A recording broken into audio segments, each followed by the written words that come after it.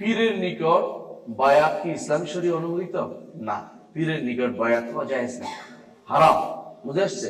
পীরের নিকট নয়, কোন সংগঠনের ইমামের নিকট, সংগঠনের নেতার নিকট বায়াত হওয়া জায়েজ না। বায়াত হতে হবে রাষ্ট্রপ্রধানের কাছে, যদি তিনি চান। আমাদের মতো দেশের রাষ্ট্রপ্রধানগুলো নিজেরাই শয়তানের বড় হাড্ডি। কারণ কেন হাড্ডি বললাম? এরা কোনদিন আল্লাহর কথা বলে না, রসুলের কথা বলে না। এরা গণতন্ত্রের কথা বলে, সমাজতন্ত্রের কথা বলে, বহুত্ববাদের কথা বলে, আল্লাহ এবং তার রাসূলের কথা বলে না। আমাদেরকে আনুগত্য করতে হবে যে আল্লাহ এবং তার রাসূলের পথ থাকে, তার আল্লাহ এবং রাসূলের পথে যে থাকে না, তার আনুগত্য করার কোনো সুযোগ নেই। আমরা শুধু রাষ্ট্র হিসাবে মানি। বুঝলেন কিনা কথাটা? একটা হচ্ছে রাষ্ট্র হিসাবে মানা, একটা হচ্ছে রাষ্ট্রপ্রধানকে মানা, এক জিনিস না। রাষ্ট্র আনুগত্য কেন করি? কারণ দেশের মধ্যে শান্তি শৃঙ্খলা বিঘ্নিত হবে, আমরাই অশান্তিতে পড়ে যাব। আমি যদি কোনো গাড়ি নিয়ে উল্টা পথে চলি, ট্রাফিক আইন না মানি, তো কার ক্ষতি?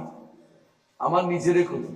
আমার নিজের লাভের জন্য রাষ্ট্রীয় কিছু আইন আমাকে মানতে হবে, কিন্তু যেগুলো আল্লাহ এবং রাসূল বিরোধী আইন, এগুলিকে আমাকে মন্তর থেকে মানার কোনো সুযোগ নাই। বুঝছেন তো?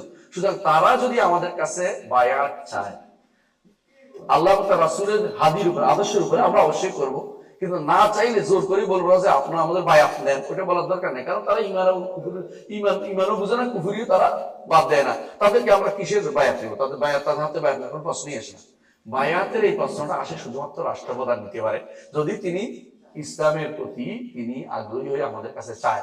না চাইলে আমরা জোর করে কাউকে বায়াত দিই না। বায়াত হচ্ছে বেচা কিনা, জান বিক্রি করে, জান দিবে বিক্রি করে আপনাকে আমি বেচা কিনা করলে তার মালিকানা থাকে না।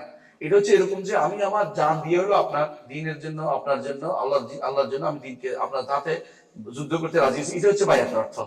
এই বায়াত কেউ নিতে পারে না। নিজেরা কয়েকজনে মিলে একজনকে নেতা, একজন খেতা বানাইয়া বায়াত নেওয়ার অধিকার ইসলাম দেয়নি।